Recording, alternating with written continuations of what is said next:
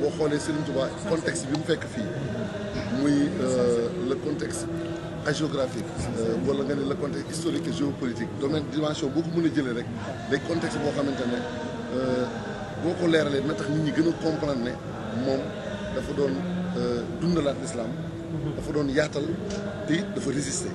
askan moo leen fal eh bien tradition moo leen fal patrimoine spirituel ngeen yor ak patrimoine culturel kon yéen loolu transcendé ngeen ko rax ci doole nag askan wi dañ leen jox bopp askan wi bu ñuy jaaxlee dañ leen di may nopp déglu leen kon yéen a ëpp audience que ñun homme politique yi alors mu nekkoon nag ci yéen la ñu yaakaar pour que boo leen fi jógee ngeen tasaare ji message bi pour wax africain yi seen muccuwaay mu ngi nekk ci seen unité. Vous êtes sur la bonne voie. N'acceptez jamais d'être dévié de votre chemin.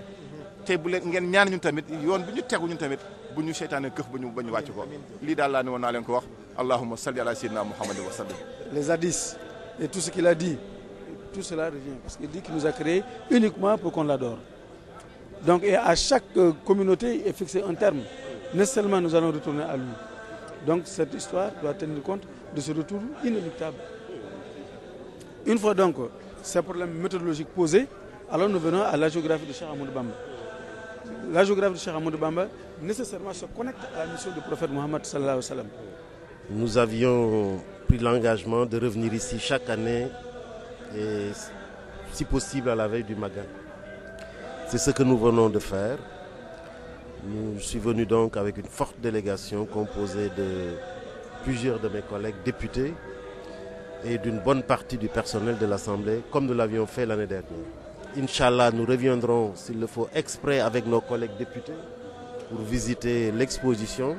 Je crois que ça fait partie quand même des missions de l'Assemblée que de venir ici avec nos collègues députés, spécialement pour ça, pour encore apprendre de cette belle et grande conférence. Chaque fois que je viens à Touba, je suis ému, profondément ému, par la dimension de mon chef, mon guide, mon marabout, Cheikh Ahmadou Bamba, qui m'a fortement impressionné. Suma sëriñ bokk ci amul morom sax tax ko jóg xam naa ni moom kooku kenn ko gis. Donc vraiment je suis fier de l'œuvre du guide. Je suis honoré en tant que mouride. Parce que quand on a un chef meilleur que tous les chefs, un guide meilleur que tous les guides, on doit s'en glorifier.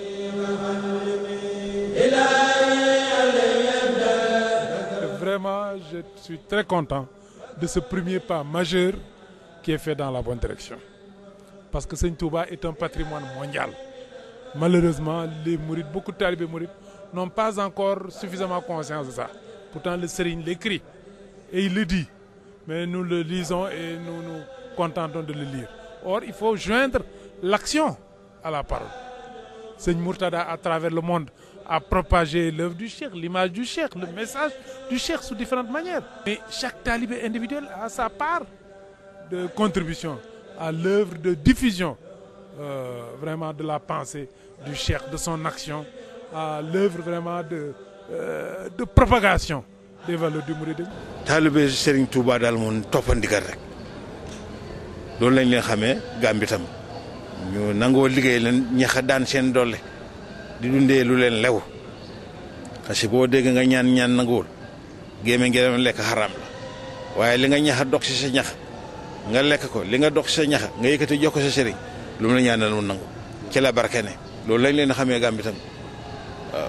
fii dañ koy ubbi pour gëstu ñëpp ay ñëw ku nekk dafay indi lim am fekk fi li fi nekk yow nga jël ci moom lim indi moom mu jël ci yow li nga indi yóbbu.